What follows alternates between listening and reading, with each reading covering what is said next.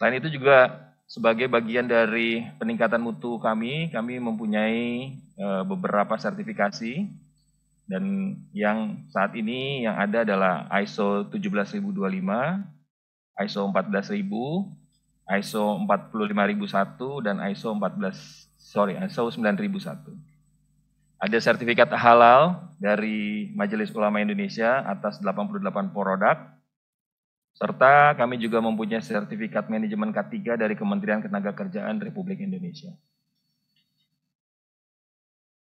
Terkait dengan performance, KPI kami di tahun 2021, skornya di angka 87. Untuk GCG, yang mana ini ada penilaian tersendiri, kami mendapatkan angka di angka 95,36, yang mana jatuh di kategori sangat baik. Dari sisi keselamatan dan kesehatan kerja, perseroan berhasil mendapatkan gold flag, predikat gold flag, kalau secara skor itu di angka 90,96. Begitupun kami tidak lupa bahwa kami menyalurkan dana kemitraan terrealisasi sebesar 3,6 miliar yang dinikmati oleh 68 mitra usaha. Untuk pendidikan bagi tenaga kerja kami, continuing education, kami mengeluarkan biaya 1 miliar di tahun 2021. Dana tanggung jawab sosial dan lingkungan yang diperuntukkan untuk community development termasuk pembinaan UMKM mencapai 4,35 miliar, dan kami berhasil melakukan penanam pohon sebanyak 1.473 pohon.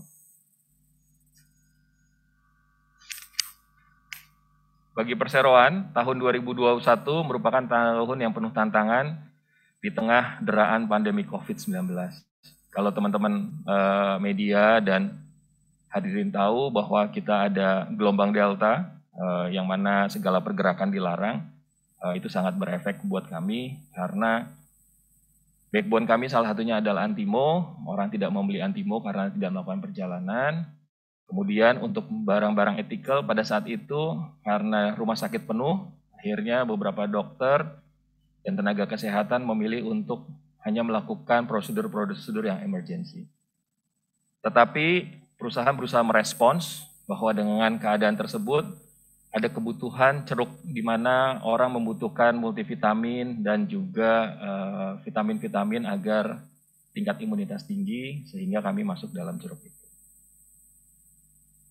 Terkait dengan keuangan, mungkin kami harus sampaikan bahwa tahun ini penjualan bersih kami di angka 1,05 triliun, meningkat 7,2% dibandingkan tahun sebelumnya, dengan EBITDA di angka 148,3 miliar. Kas dan setara kas ada di angka 94,35 miliar atau meningkat 56% dibanding tahun lalu. Equity pun positif di angka 740,97 miliar. Di kuartal 1 2002, mungkin sedikit tambahan, bukan hanya 2001, pertumbuhan penjualan sudah naik 19,5% secara year on year dibandingkan dengan kuartal 1 di 2021.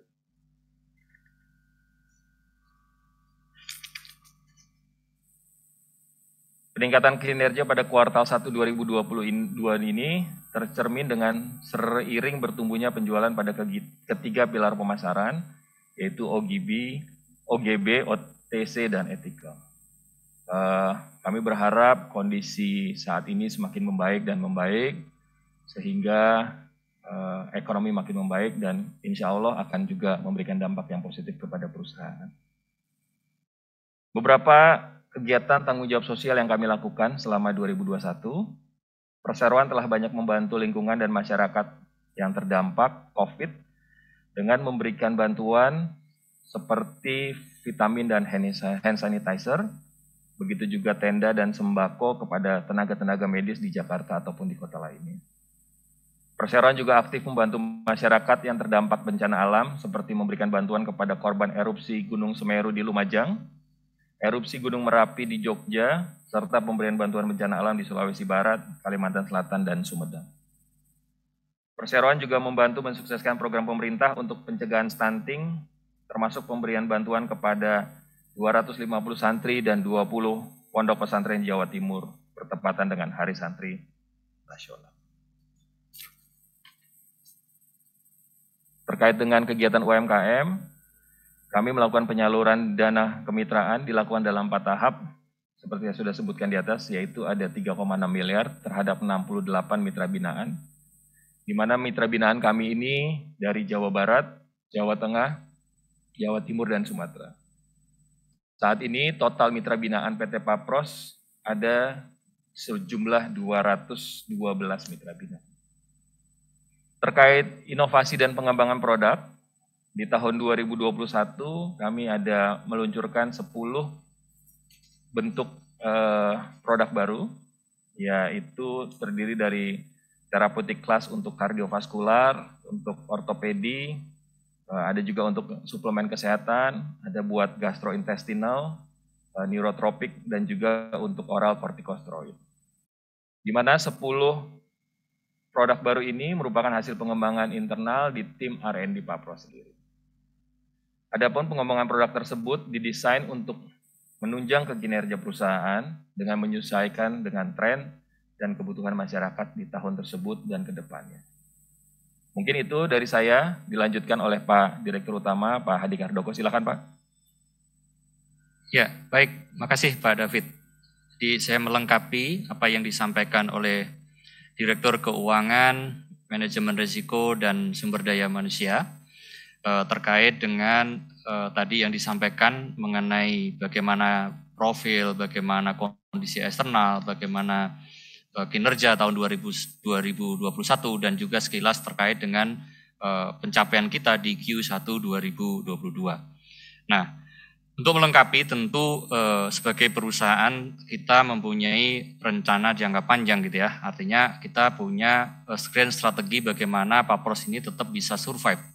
Apa yang dilakukan? Kita melakukan grand strategi sampai dengan di tahun 2025. Adapun beberapa strategi yang kami lakukan adalah yang pertama dari sisi commercial excellence. Commercial excellence apa yang kita lakukan? Satu, tentu namanya juga komersial, sangat terkait dengan pemasaran. Yang kita lakukan adalah bagaimana pemasaran atau marketing yang efektif dan sesuai dengan target. Terus yang kedua, di commercial excellence apa yang kita lakukan? Yang kedua adalah bagaimana penguatan evaluasi terkait dengan proses perencanaan anggaran marketing yang selaras dengan target penjualan dan aktivitas brand building. Jadi ini strategi besar di commercial excellence. Kemudian di operasional kita juga melakukan di operational excellence. Yang pertama tentu yang terkait dengan bagaimana supply chain yang efisien. Terus kemudian yang kedua bagaimana kita kapabilitas R&D kita yang dapat memberikan nilai tambah. Artinya tadi salah satu hal yang menjadi pertumbuhan itu salah satunya produk baru. Maka kapabilitas R&D ini juga perlu menjadi concern kita di operational excellence. Terus kemudian yang lainnya ada apa? Yaitu terkait dengan bagaimana financial yang sehat supaya seluruh aktivitas operasional, komersial, dan organization excellence maupun digitalisasi bisa berjalan. Dari sisi organization excellence, pertama yang kita lakukan tentu semua ini organisasi kan harus juga ikut berkontribusi. Yang pasti pertama adalah dari sisi bagaimana kita membangun organisasi yang lincah dan budaya yang dapat mendukung kinerja kita.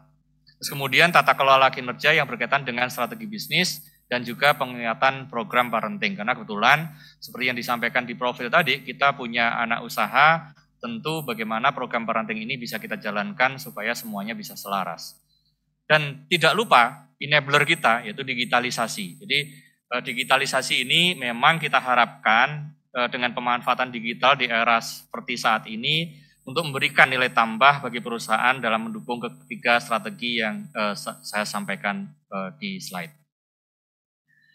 Nah, secara garis besar memang ini adalah strategi kita gitu.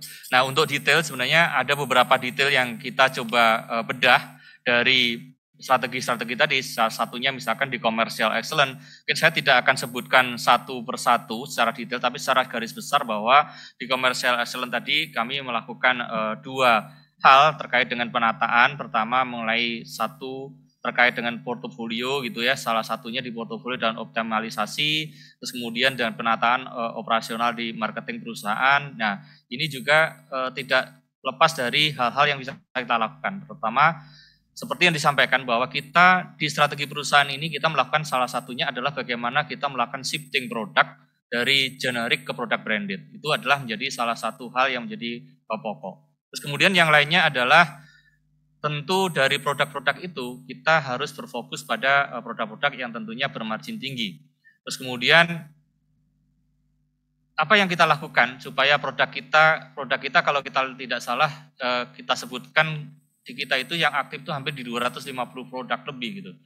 Tentu program streamline itu menjadi concern kita karena kita berharap bahwa produk-produk itu tidak hanya sekedar jumlah yang banyak, tetapi bagaimana produk itu memberikan kontribusi yang signifikan terhadap performa dari beberapa perusahaan. Kemudian yang lain program co-marketing dengan anak perusahaan ini bagian dari parenting kita, terus penguatan kelas terapi, produk-produk tertentu, peningkatan pasar ekspor dan peningkatan kontribusi di penjualan produk baru.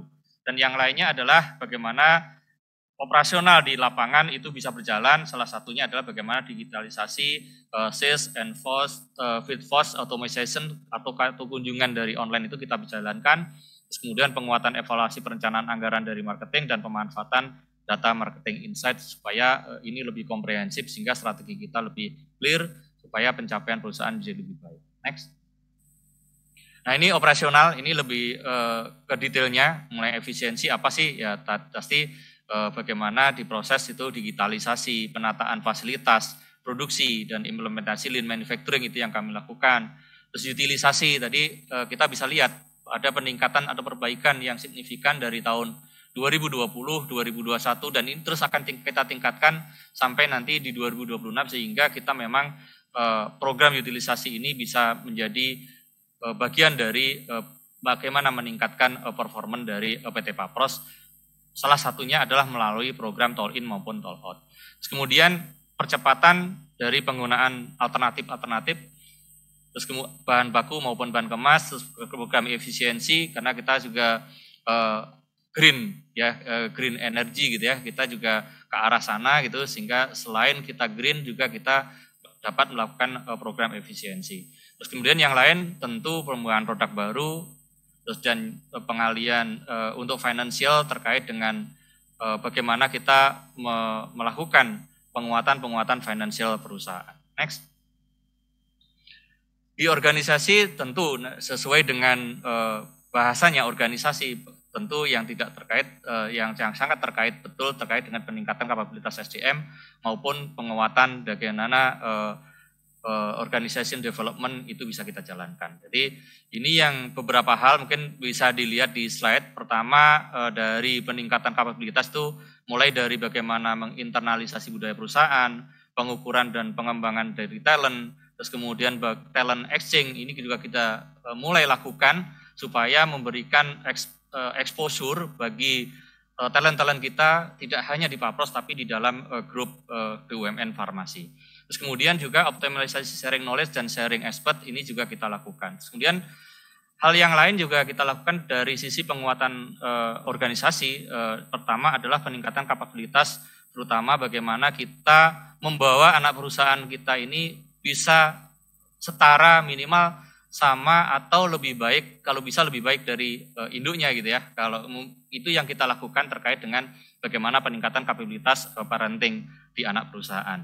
Terus kemudian yang kita lakukan juga adalah bagaimana penyelarasan KPI itu agar sejalan. Jadi antara dari top sampai ke level bawah ini kita coba selaraskan sehingga ada sinergi terkait dengan KPI tersebut. Terus kemudian yang lain adalah bagaimana kita melakukan update terkait bagaimana para pekerja itu jobnya itu kita bisa evaluasi dan juga terkait dengan beban-beban yang ada di para pekerja tersebut. Next.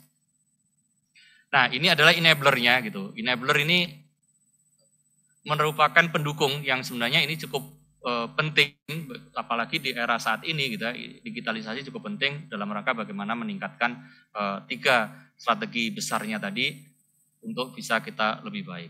Yang pertama tentu digitalisasi supply chain, kami sudah sampaikan sebelumnya tadi, terus kemudian penjualan melalui e-commerce dan ini sudah kita inisiasi juga dan terus akan kita coba tingkatkan. Terus kemudian digitalisasi pada proses produksi ini juga terus kita lakukan dan kita sudah mulai implementasi. Dan harapannya dengan beberapa grand strategi yang tadi di tahun 2026 kita memang bisa mencapai seperti yang kita rencanakan. Mungkin demikian yang bisa kami sampaikan terkait dengan grand strategi yang ada di PP Tapos sampai dengan tahun 2026. Terima kasih dan semoga sehat selalu buat para teman-teman rekan media semua. Terima kasih.